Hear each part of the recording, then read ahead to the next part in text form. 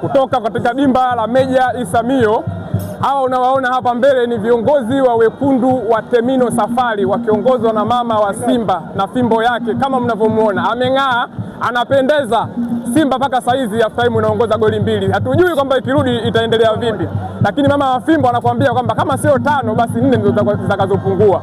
Kama unavyoona viongozi wa wekundu wa Terminal, kuna huyu ni mwanasheria wa wekundu wa Terminal. Ukenda nyuma kwa unamkuta kabisa bwana Mudi Mnyama, kiongozi wa Terminal Safari. Mama wa Simba mwenyewe, Mama Dibwa, mzee Dibwa, wapi mzee Bavos? Nadhani wote mna furaha kuhusu Simba, kwamba Simba hii ndio wanasemaga Simba ya asali ndio hii tunayohitaji, au vipi jamani? Hii ndio Simba ya asali. Ile kuhusu kule kesi ya TFF kule wameshinda hapa dawa, sasa tutaenda kushinda mbele kule. Viongozi wa Simba tunaga mashaka kwenye swala hili. Kwenye swala la kesi waga tunapenda kesi kuliko hata supu ya kuku, au vipi bwana? Au mnasema jamani?